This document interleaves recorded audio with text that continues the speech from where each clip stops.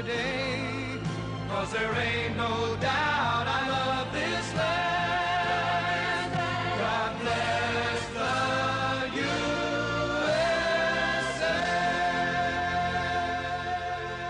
Рейган — это кондовый консерватор.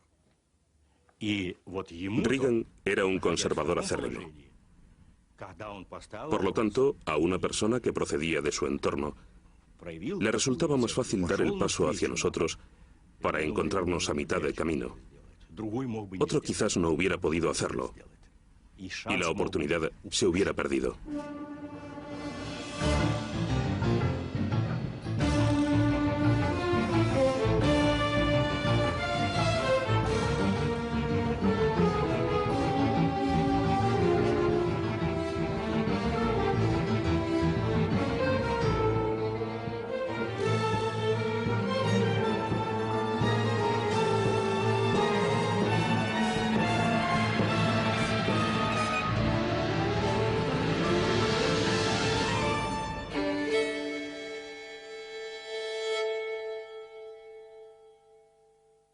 One more time.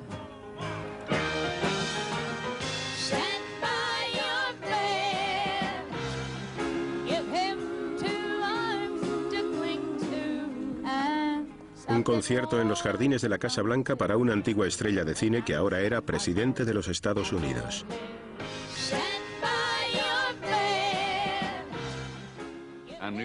Sabía que Ronald Reagan devolvería a este país al puesto que le correspondía y no haría que nos sintiéramos avergonzados de ser estadounidenses. Sería un gran orgullo.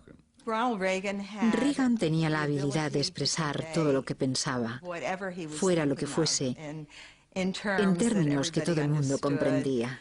De él parecía emanar una especie de calor que el pueblo percibía. I love you. You're wonderful. Thank you. Ladies and gentlemen, I give you the B-1B.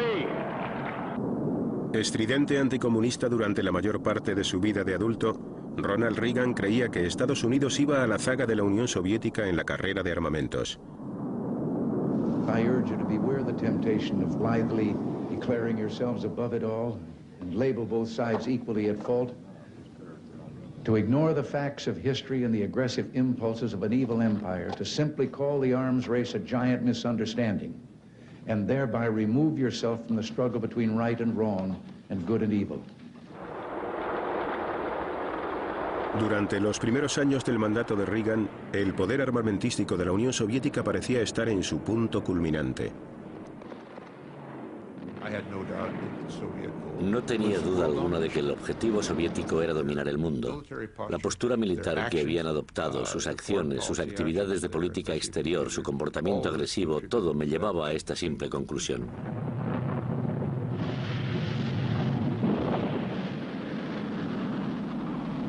La Unión Soviética había sido la primera en el espacio, pero ahora un temor acechaba en los corazones de los altos dirigentes soviéticos, el temor a la superioridad tecnológica de los Estados Unidos. Me reuní en Moscú con el mariscal Ogarkov, jefe del Estado Mayor de las Fuerzas Armadas Soviéticas. Él me dijo, ¿sabe? Toda la capacidad militar moderna se basa en los ordenadores.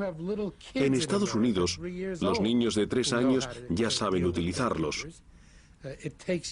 Aquí nos lleva años formar a los reclutas militares en el manejo de los ordenadores, porque nunca antes los han usado.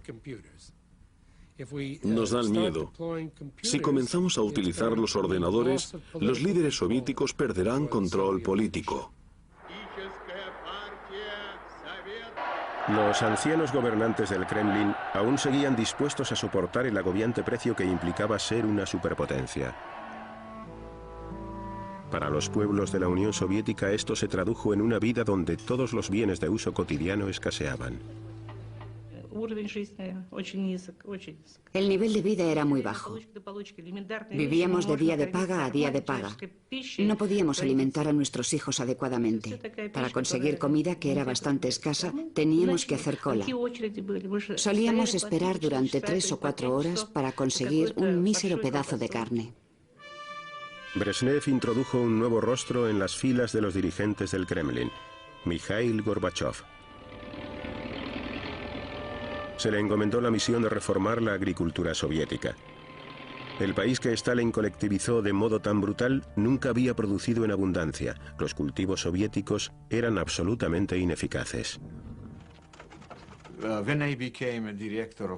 Cuando me nombraron director del gran instituto que era responsable de los lanzamientos espaciales, la prioridad era enviar fuerzas de trabajo a las granjas colectivas durante la época de la cosecha. Y solo después se consideraría la manera de salvar nuestro siguiente programa de lanzamiento. El sistema se estaba desmoronando. La gente lo rechazaba porque no les permitía encontrar una satisfacción o desplegar algún tipo de iniciativa en su trabajo. Con este sistema no podían expresarse libremente. Una minoría de estadounidenses que se hacía oír y muchos europeos retrataron al presidente Reagan como un hombre que fomentaba la guerra. Ronnie, you're not dressed up scary for Halloween. Nance, if John F. Kennedy were alive today, he'd be younger than I am. I'm 75 years old, and I've got my finger on the button. I just couldn't think of anything more scary than that. Trick or treat, fellas.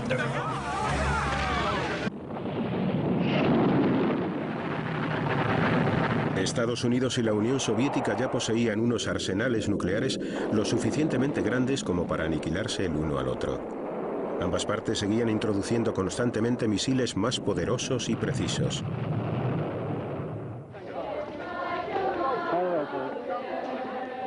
La renovada carrera de armamentos y la retórica antisoviética de Reagan provocaron el resurgimiento del movimiento antinuclear en Europa Occidental. Quienes hacían campaña por la paz jamás podrían haber imaginado que la repugnancia que experimentaban hacia las armas nucleares no era un sentimiento ajeno a la Casa Blanca. Para el presidente, el concepto de disuasión entre nosotros y la Unión Soviética no era muy diferente de apuntar con un arma amartillada a la cabeza del otro. Yo tuve muy claro desde el principio que él se sentía, por no decir más, extremadamente incómodo. Más tarde empecé a comprender que se oponía fundamental, moral y éticamente al concepto de destrucción mutua asegurada y de disuasión tal y como lo conocemos. Los avances de la informática y la tecnología de láser prometían proporcionarle a Reagan, y él creía que a todo el mundo, una manera de acabar con el dilema nuclear. Los trabajos de un nuevo y revolucionario sistema de defensa seguían adelante. Could live secure in the knowledge that their security did not rest upon the threat of instant U.S. retaliation to deter a Soviet attack, that we could intercept and destroy strategic ballistic missiles before they reached our own soil or that of our allies. I know this is a formidable technical task, one that may not be accomplished before the end of this century. I call upon the scientific community in our country, those who gave us nuclear weapons, to turn their great talents now to the cause of mankind and world peace, to give us the means of rendering these nuclear weapons impotent and obsolete. Good evening. This is the CBS Evening News. Dan Rather reporting tonight from Washington. President Reagan today followed up last night's defense policy speech. He gave the go-ahead to develop a space-age system designed to neutralize an enemy nuclear missile attack, a system domestic critics today called too high cost, too high tech, too pie in the sky. Supongamos que nos encontráramos en 1940 y que alguien dijera: podemos coger un pequeño átomo. Un átomo es algo que no se ve.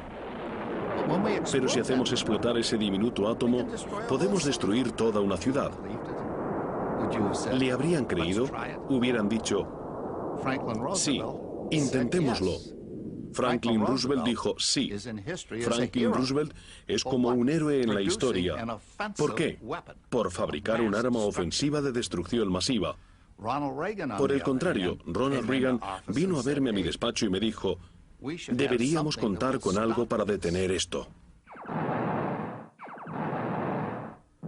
La Iniciativa de Defensa Estratégica de Reagan, o SDI, apodada Guerra de las Galaxias por la película, concibió armas satélite y también otras situadas en tierra que podrían destruir los misiles soviéticos con movimientos rápidos y haces de láser. Fue un golpe terrible. Como si todas nuestras esperanzas de hacer comprender lo peligrosa que podría resultar una militarización espacial se hubieran evaporado.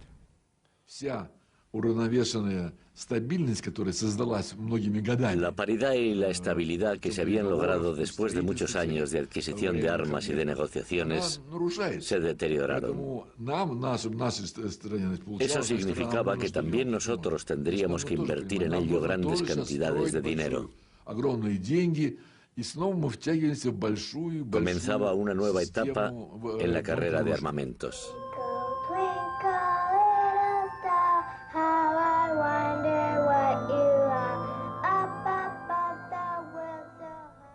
Muchos políticos y científicos estadounidenses hicieron campaña contra lo que ellos consideraban una cara locura de Reagan.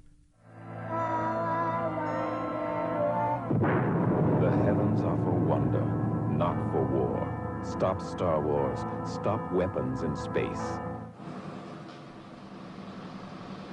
Quienes criticaban a Reagan adujeron que la SDI era muy cara y que nunca funcionaría. Estaban consternados ante los profundos recortes en los programas de asistencia social necesarios para sufragar el proyecto.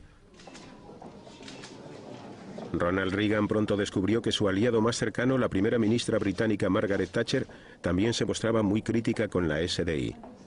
Margaret Thatcher, que creía firmemente en la disuasión nuclear, trató de convencer a su amigo de que no abandonara esa política por su amada Guerra de las Galaxias. Quienes se encontraban alrededor de la mesa comentaron después que ese día Reagan se quedó realmente fuera de combate. A la mañana siguiente me mandó llamar al despacho Oval y me dijo: Bud, Margaret y yo no nos ponemos de acuerdo en el asunto de la SDI. Desearía que fueras a Londres y que trataras de que al menos descendiera el nivel de las críticas en público. Nos va a costar mucho conseguir fondos si esto sigue creciendo.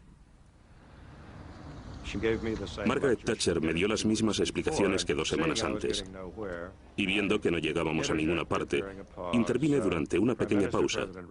Primera ministra, el presidente Reagan cree que al menos 48.000 millones de pesetas se deberían subcontratar a compañías británicas que respalden la SDI. Entonces hubo un largo silencio. Al final me dijo: después de todo, puede haber algo para esto. Leonid Brezhnev falleció en noviembre de 1982. El debilitado jefe del KGB, Yuri Andropov, le sucedió. Andropov temía la Iniciativa de Defensa Estratégica, SDI, y los discursos antisoviéticos de Reagan. Convencido de que Occidente estaba urdiendo una guerra, Andropov decretó el estado de alerta en todo el mundo. El KGB controlaba todos los aspectos de la vida occidental. Había que someter a una estrecha vigilancia el sistema bancario, los hospitales y los programas de construcción de carreteras. ¿Acaso los bancos estaban tratando de convertir sus sistemas a una situación de guerra? Se preparaban en los hospitales nuevas camas y se creaban bancos de sangre para grandes cantidades de heridos. Los estadounidenses aumentaron el número de vuelos espía en las zonas delicadas a lo largo de las extensas fronteras de la Unión Soviética.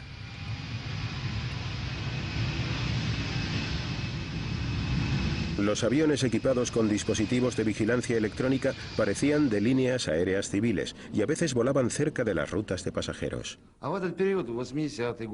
¿Cómo se vivió en el frente el periodo de los años 81, 82 y especialmente el 83? Bueno, volábamos más a menudo porque había más aviones espía provocándonos. Estábamos sometidos a un estado de tensión constante. El 31 de agosto de 1983, un avión surcoreano partió desde Anchorage hacia Seúl. Inexplicablemente, el vuelo KAL 007, con 269 pasajeros a bordo, se desvió y penetró en el espacio aéreo soviético. Recibí una llamada telefónica. Me informaron de que habían detectado un avión no identificado volando sobre Kamchatka y que todos nuestros esfuerzos por contactar con él habían resultado infructuosos. Me aseguré de que todas las fuerzas de que disponíamos se pusieran en alerta inmediatamente.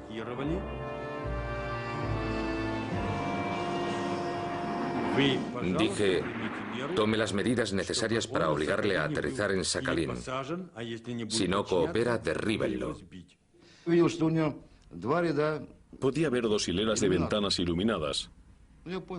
Me pregunté si se trataría de un avión civil. Los cargueros militares no tienen ese tipo de ventanas. Ignoraba de qué tipo de avión se trataba, pero no había tiempo para pensar. Tenía una misión que cumplir. Comencé a hacerle señales en el código internacional. Le informé de que había violado nuestro espacio aéreo. No respondió. A pesar de las señales que le hicieron nuestros aviones y de las ráfagas de advertencia con balas trazadoras, el piloto no reaccionó y se limitó a continuar su camino. Tenía órdenes de destruir al intruso. Cumplí mi misión. El avión coreano cayó sobre la isla de Sakhalin. Todos los que iban a bordo fallecieron.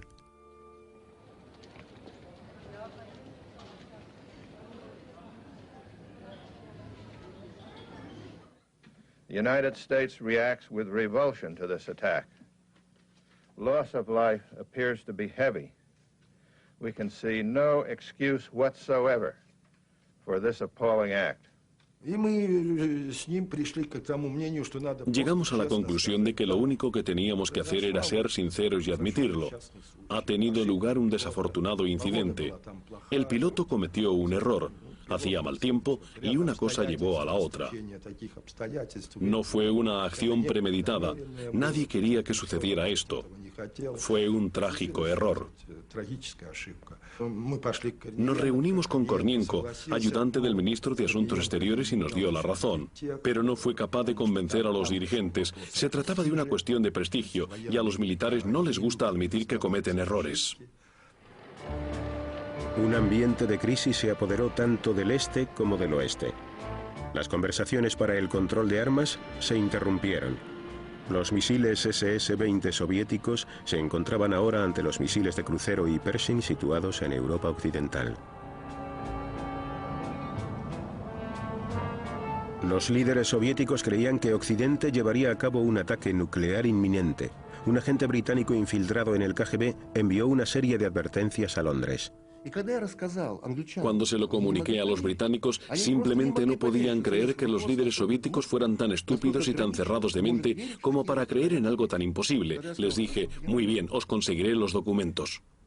Creo que solo un pequeño grupo de personas sabía todos los detalles sobre lo asustados que estaban. Nosotros los conocíamos a través de algunos agentes bien situados que fueron capaces de pasarnos la información de que los rusos en realidad temían que Occidente estuviera preparándose para una guerra nuclear agresiva contra la Unión Soviética. La preocupación nacional y aliada creció. Reagan trató de tranquilizar a Andropov. That an Ivan and an Anya could find themselves, say, in a waiting room or sharing a shelter from the rain or a storm with a Jim and Sally. And there was no language barrier to keep them from getting acquainted. Would they then debate the differences between their respective governments? Or would they find themselves comparing notes about their children and what each other did for a living? Animado por su esposa Nancy, Ronald Reagan consultó a Susan Massey, una escritora muy famosa por sus relatos sobre Rusia, para que le ayudara a comprender a su adversario en la Guerra Fría. Por supuesto, el presidente Reagan era una persona del pueblo, amaba al pueblo y tenía un gran instinto para tratar con él. Esos muchachos de la Casa Blanca me dijeron que si alguna vez escribía algo sobre el presidente, evidentemente tendría que ser a doble espacio y no podría exceder una página y media. Bien, ¿y qué se puede sacar de eso? Durante los 3 primeros años de su mandato, el presidente Reagan nunca había visto a un ruso. No podía ir allí. Era un actor y a los actores les gusta empaparse de las sensaciones. Yo le dije, señor presidente, si es usted reelegido, ¿continuará su administración con esta política de ir paso a paso en el cambio hacia unas relaciones mejores? Y Ronald Reagan, que cuando quería tenía un ojo de lince, me miró y me dijo con mucha seguridad, sí, si quieren paz, la pueden tener. Pero ¿con quién podía Reagan hablar de paz en el Kremlin? En febrero de 1984 fallece Yuri Andropov. Su sucesor, Konstantin Chernenko, estaba demasiado débil como para iniciar un diálogo. Occidente buscaba cualquier pequeño indicio de cambio. Era necesario que tratáramos de localizar a las personas que dirigirían la Unión Soviética después de Brezhnev, después de Andropov. Y mirando a nuestro alrededor encontramos 2 o 3 posibles candidatos en lo que a edad y antigüedad se refería. A los 3 les enviamos invitaciones y fue pura casualidad que Gorbachev la aceptara en primer lugar. Cuando Gorbachev llegó al Reino Unido llevó consigo a su esposa y ese fue uno de los primeros detalles que nos indicó que estábamos tratando con alguien bastante diferente. Los soviéticos rara vez viajaban acompañados por sus esposas. I'm cautiously optimistic. I like Mr. Gorbachev. We can do business together. We both believe in our own political systems. He firmly believes in his. I firmly believe in mine. We're never going to change one another. We better hang on from them.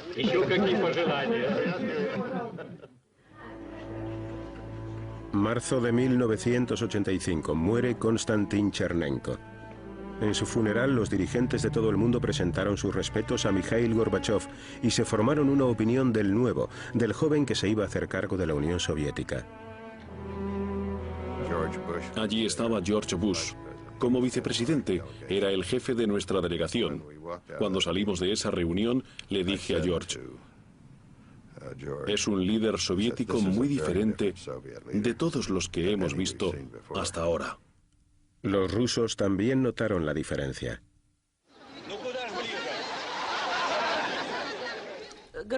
Gorbachev fue recibido con grandes muestras de entusiasmo. Todo el mundo en nuestro instituto le aclamó.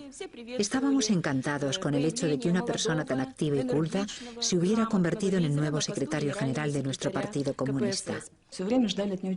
Esperábamos un milagro. Pensamos que se trataba del Mesías que había venido para traer el cambio. La situación de la Unión Soviética y de su sociedad se podía describir de una manera muy sencilla, con una frase que pronunciaba todo el mundo en el país.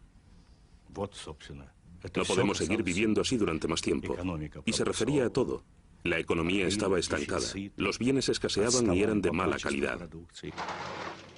Gorbachev asumió el poder de una superpotencia enferma por la crisis social, la corrupción en el Partido Comunista y el alcoholismo.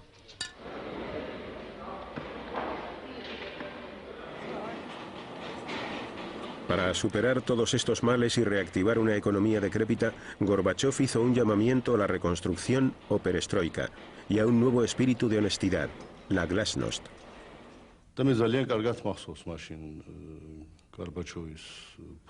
Recuerdo con toda claridad lo que dijo Gorbachev en aquel momento. Podemos tomar 2 caminos. Podemos apretarnos el cinturón muy fuerte y reducir el consumo. Pero el pueblo no lo tolerará durante mucho más tiempo. O podemos tratar de calmar la tensión internacional y superar las diferencias entre este y oeste. De esta manera, nos ahorraríamos las cantidades astronómicas de dinero que la Unión Soviética destina a armamento. En Washington, Reagan tenía que salvar las objeciones internas de su propia administración antes de poder reunirse con el nuevo hombre del Kremlin.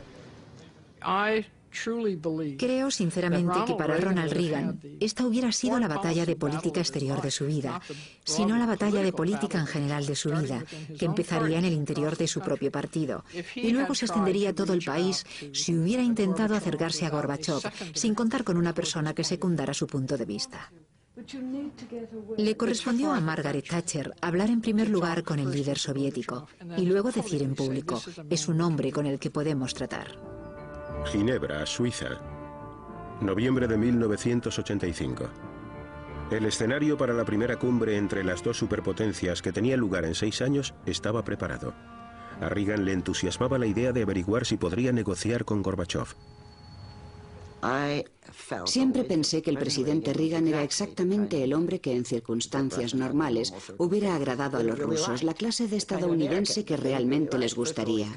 En primer lugar, es una especie de icono, es un vaquero, y a ellos les encantaba. La otra razón es que se trataba de un hombre muy patriótico. Siempre que le veías te daba la sensación de que de un momento a otro iba a exclamar: Dios bendiga a los Estados Unidos, y no era un sensiblero.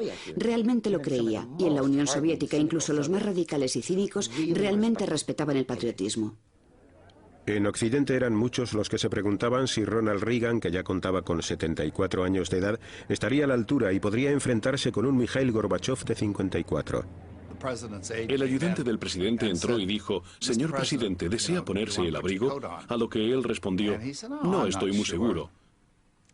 Y alguien intervino: bueno, hace mucho frío ahí fuera.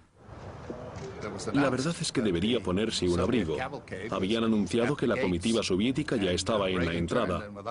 Reagan se volvió y, sin ponerse nada encima, se dirigió a la puerta. Se especulaba sobre si ese cansado anciano, presidente de los Estados Unidos, podría mantenerse al nivel de ese astuto, activo, joven y vigoroso comunista. Para sorpresa del mundo, el viejo bajó los escalones con rapidez. Se reunió con el líder soviético y le dio la bienvenida a un Gorbachev envuelto en su abrigo y tapado también con un sombrero y bufanda, como si en lugar de estar en Ginebra estuviera en Islandia. La agenda de la cumbre, cuyos temas principales eran Afganistán y el control de armas, era desalentadora, pero los gestos eran esperanzadores. Los dos dirigentes celebraron de inmediato una reunión privada. Estaba programado que la reunión duraría 10 minutos, pero pasaron 20, luego media hora, 40 minutos, y el chico que se encargaba del programa en la Casa Blanca vino a verme y dijo: debería entrar y decirles que están sobrepasando el tiempo. Le respondí: si haces eso deberían despedirte, ahora que parece que se están entendiendo. ¿Pero verdaderamente se estaban entendiendo? Durante el descanso regresé junto a mis colegas. Me preguntaron: ¿cuál ha sido tu impresión? Yo les comenté que había conocido a un hombre de las cavernas, un dinosaurio. Los dos mandatarios estaban divididos sobre todo por la iniciativa de defensa estratégica de Reagan, la Guerra de las Galaxias. La verdad es que fue una discusión bastante enfervorizada, pero no tan irritada como correspondería a dos personas tan apasionadas en sus opiniones como ellos, y con posturas diametralmente opuestas. Y fue en esta ocasión cuando el presidente dijo: pero tiene que creer que esto es tan importante para la seguridad mundial que le proporcionaré la tecnología a medida que nosotros la vayamos desarrollando. Y Gorbachev se echó a reír y respondió: señor presidente, estoy seguro de que entenderá que no podemos creerle, puesto que ni siquiera nos hace llegar tecnología para las ordeñadoras. Mikhail Gorbachev se marchó de Ginebra sin haber llegado a un acuerdo sobre su principal objetivo: poner freno a la carrera de armamentos. Pero los Estados Unidos y la Unión Soviética volvían a dialogar.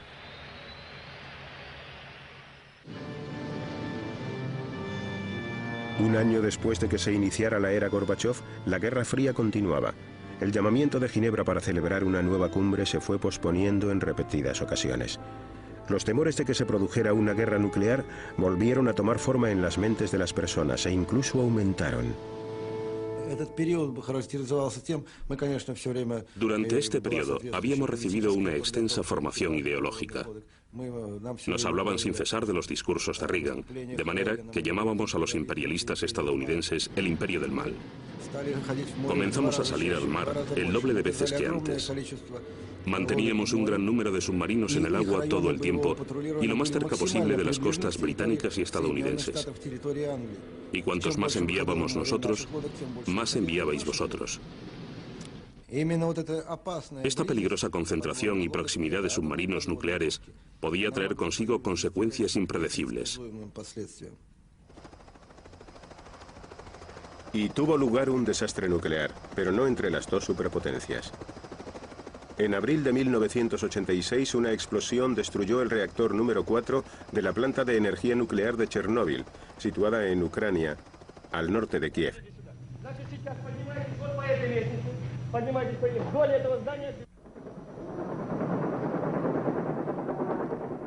El desastre subrayó la incompetencia del sistema soviético cuando los voluntarios iniciaron la letal tarea de limpiar el gran escape radiactivo.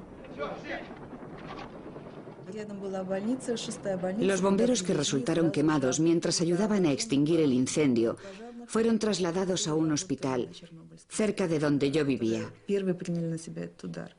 En aquel momento, la gente no sabía nada de la radiación y existía una gran confusión acerca del modo en que se transmitía. Los bomberos fallecieron poco después de sufrir las quemaduras y la gente temía que la radiación se extendiera desde sus tumbas.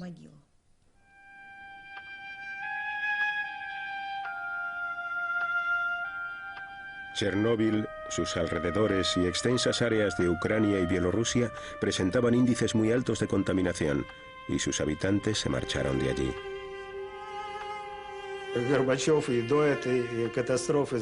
Gorbachov conocía el peligro de las armas nucleares mucho antes de que tuviera lugar la catástrofe. Esa explosión demostró que incluso sin guerra, sin misiles nucleares, la energía nuclear podía destruir la humanidad. Reykjavik, Islandia, la segunda cumbre Reagan-Gorbachov. Gorbachov decidió entonces revisar la primera propuesta que le hizo Reagan sobre el control de armamento, conocida por el nombre de Opción Cero. Reagan había ofrecido no desplegar los misiles de crucero y los Pershing en Europa si los soviéticos retiraban sus SS-20. Brezhnev había rechazado categóricamente la propuesta de Reagan. Los nuevos misiles estadounidenses fueron situados en Europa. Ahora, Gorbachov deseaba llegar a un acuerdo. Comprendió que la perestroika y proximidad de submarinos nucleares podía traer consigo consecuencias impredecibles. Y tuvo lugar un desastre nuclear, pero no entre las dos superpotencias. En abril de 1986, una explosión destruyó el reactor número 4 de la planta de energía nuclear de Chernóbil, situada en Ucrania, al norte de Kiev.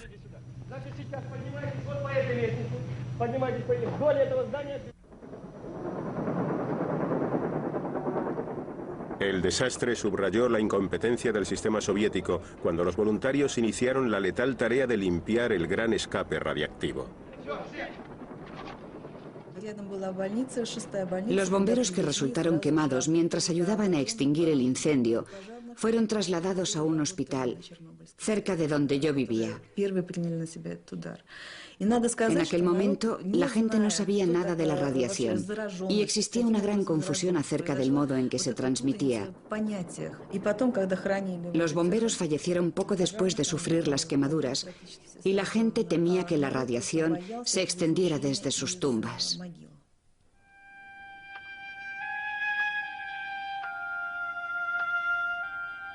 Chernóbil, sus alrededores y extensas áreas de Ucrania y Bielorrusia presentaban índices muy altos de contaminación y sus habitantes se marcharon de allí.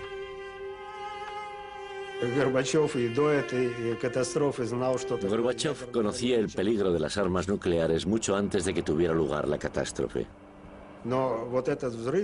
Esa explosión demostró que incluso sin guerra, sin misiles nucleares, la energía nuclear podía destruir la humanidad. Reykjavik, Islandia, la segunda cumbre Reagan-Gorbachov. Gorbachov decidió entonces revisar la primera propuesta que le hizo Reagan sobre el control de armamento, conocida por el nombre de Opción Cero. Reagan había ofrecido no desplegar los misiles de crucero y los Pershing en Europa si los soviéticos retiraban sus SS-20. Brezhnev había rechazado categóricamente la propuesta de Reagan. Los nuevos misiles estadounidenses fueron situados en Europa. Ahora, Gorbachov deseaba llegar a un acuerdo. Comprendió que la perestroika y los cambios internos estaban empezando a ir más despacio y que disponía de poco tiempo. Tenía que decidir. Podía obtener recursos de la carrera de armamentos o de lo contrario se vería obligado a buscarlos en otro lugar. Estaba con él cuando decidió plantearle a Reagan la siguiente pregunta. Quería o no llegar a un acuerdo. Deseaba o no el desarme. Reagan sí quería el desarme, pero ¿dejaría a un lado su iniciativa de defensa estratégica, la SDI? Le dije, muy bien, eliminemos completamente los misiles, no dejaremos ni siquiera 100 de ellos, y llevemos a cabo la opción 0. La noticia cayó como una bomba, sorprendió a todo el mundo. Reagan golpeó la mesa y dijo, bueno, ¿y por qué no empezó por ahí? Eso es exactamente lo que quiero hacer. Y si quiere eliminar todas las armas, estaré de acuerdo en hacerlo. ¿Todas las armas? Por supuesto. Las eliminaremos todas. Dios, esto es estupendo. Ahora tenemos un trato. Sí, pero tiene que limitar la SDI al laboratorio. No lo haré, dijo Reagan. De ningún modo. La SDI seguirá adelante. Se lo dije. Nunca abandonaré la SDI. Я думаю, что позиция моя в принципиальном плане была и остается той же, что ни в коем случае нельзя было допустить... Creo que mi primera postura era y sigue siendo la misma. La carrera de armamentos nucleares nunca debería llegar al espacio.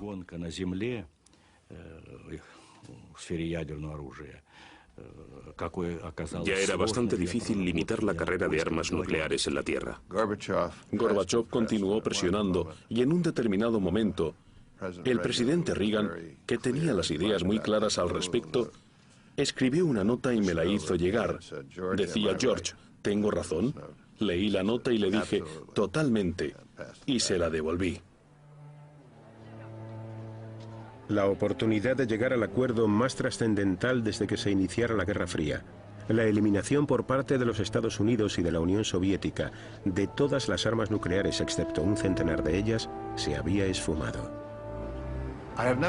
Jamás en mi vida me he sentido tan triste por una persona como Ronald Reagan. Había pasado allí 2 días. Luego vino y me dijo, levantando los dedos, Don, estábamos así de cerca de llegar a un acuerdo y él no cederá. Pero, ¿qué opinaban los soviéticos? A primera vista, diría que Reykjavik casi fracasó porque fuimos incapaces de firmar un acuerdo. Pero después, cuando acudimos a nuestra conferencia de prensa, Gorbachev y yo hablamos en el coche y coincidimos en que no era un fracaso. Y fue en esta conferencia de prensa cuando Gorbachev pronunció una frase que se hizo famosa. Afirmó que se había producido un avance intelectual en las relaciones entre los Estados Unidos y la Unión Soviética. La amiga de Ronald Reagan, Margaret Thatcher, estaba muy preocupada. Francamente, nos quedamos muy sorprendidos cuando supimos que las discusiones englobaban el concepto de la abolición total de las armas nucleares. Por supuesto, esto hubiera arrasado con la doctrina de la disuasión nuclear y nos hubiéramos quedado sin el centro de nuestra estrategia. Por fortuna, bajo nuestro punto de vista, el acuerdo de Reykjavik nunca llegó a nada porque los rusos tentaron demasiado a su suerte. Moscú. Otro avión extranjero penetra en el espacio aéreo soviético. Los transeúntes observaron estupefactos cómo un avión ligero Cessna aterrizaba en la Plaza Roja. El piloto era un joven procedente de Alemania del Este, Matías Rust. El mismo Rust fue tratado con mucha humanidad.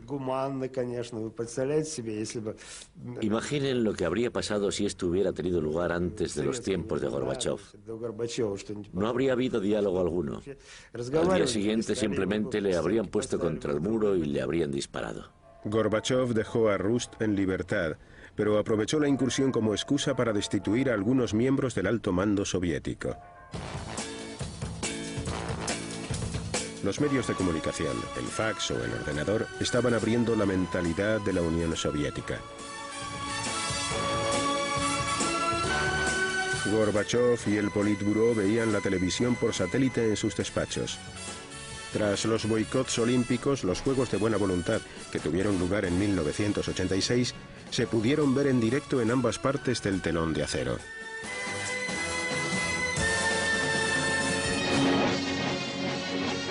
La televisión soviética estaba cambiando y se arriesgó a emitir un debate en directo con Margaret Thatcher. So don't you think that the concept of nuclear deterrence, in fact, invites the side that believes in it to use the nuclear weapons in the end, just to prove this threat from time to time? Isn't a policy of conventional weapons, with the terrible bombs raining down, with the missiles, with the aircraft, with the submarines, with the torpedoes, with the tanks, with chemical weapons, isn't that based on the possibility of threat? Me sentía incómodo por nuestros periodistas. Era muy penoso ver eso. En un primer momento me dolió, pero luego estallé en carcajadas. Fue en aquella ocasión cuando Thatcher ganó tantos admiradores. And we're saying to anyone who dares to attack us, do not do it.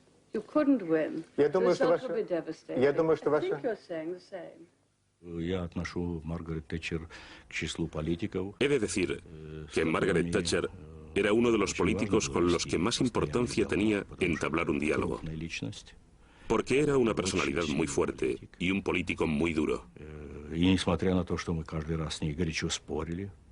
a pesar de que en todas las reuniones que celebrábamos siempre discutíamos con ella, ambos respetábamos la postura del otro.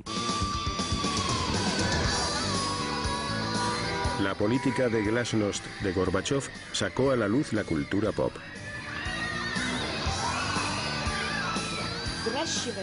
Nuestros intelectuales crearon una nueva generación de jóvenes. Una generación que rechazaba todo nuestro pasado soviético. Era una degradación moral. Nuestros jóvenes se estaban convirtiendo en robots humanos. Los soviéticos se estaban precipitando hacia un cambio desgarrador.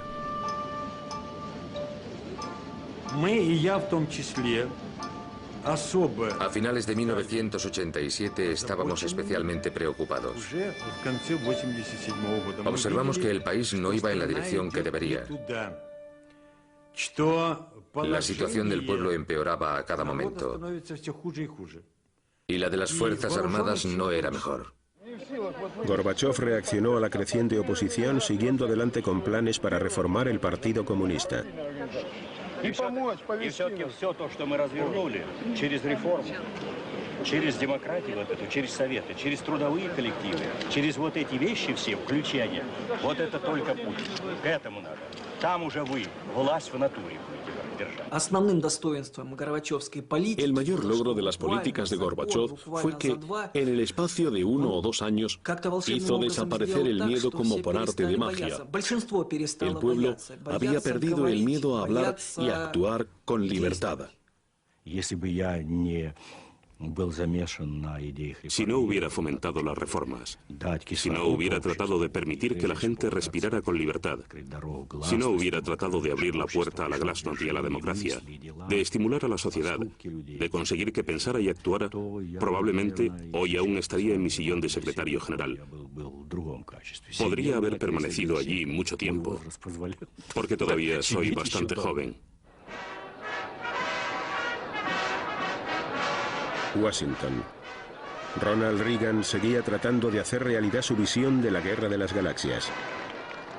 Ahora el Kremlin pensaba que eso nunca sucedería y que por ese motivo no debería retrasarse más un acuerdo sobre la reducción de armas. La primera visita de Gorbachov a los Estados Unidos tuvo lugar con motivo de la firma de un tratado histórico. Su visita, emitida en directo por la televisión soviética, aumentó su prestigio tanto en su país como en el exterior.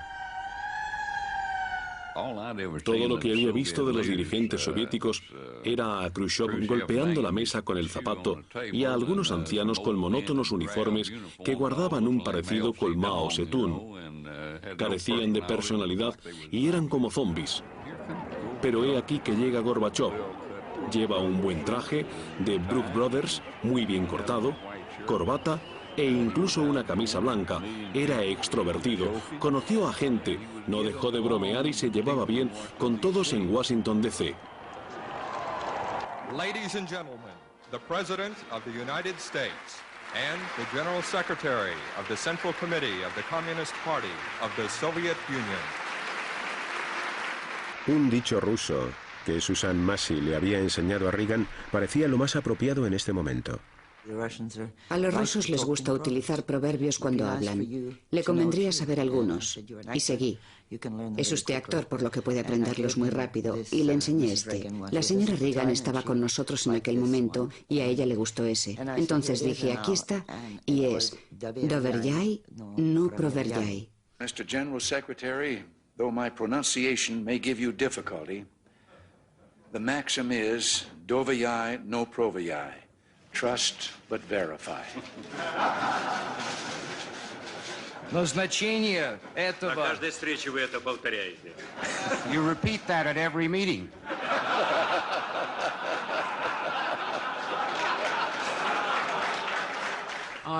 No conozco en los Estados Unidos a nadie con una talla de líder que en aquellos días hubiera avanzado como lo hizo Reagan para comprometer a Gorbachov, para comprometer a la Alianza Occidental, para dirigir verdaderamente a la Alianza Occidental y para conducirnos a través de lo que se convirtió, por supuesto, en un periodo de introducción al final de la Guerra Fría muy constructivo.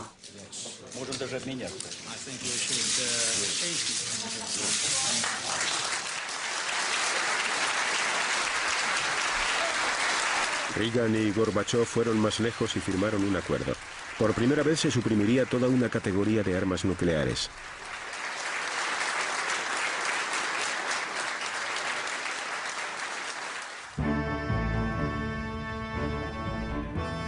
Ante las cámaras de todo el mundo, los estadounidenses destruyeron sus misiles Pershing y de crucero.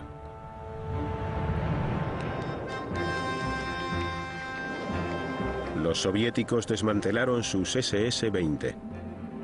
En otro de los puntos clave de la reducción de las tensiones de la Guerra Fría, los equipos de inspección de ambas partes supervisaron la destrucción.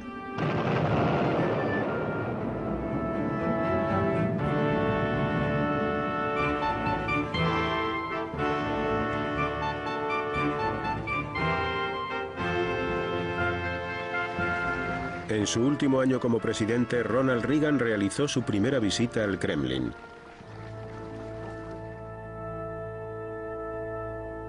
Lo que Mikhail Gorbachov y los periodistas querían saber era ¿qué opinión le merecía ahora a Ronald Reagan la Unión Soviética? You still think you're in an evil empire, Mr. President? No. Он заявил, что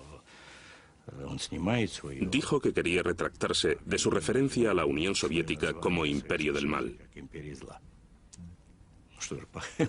Y encontró un buen lugar para anunciarlo, justo en medio del Kremlin.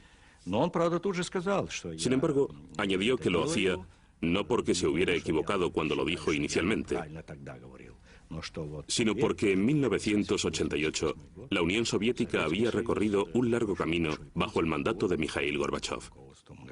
Se había convertido en un país diferente. Juntos, los dos dirigentes habían aprovechado su oportunidad.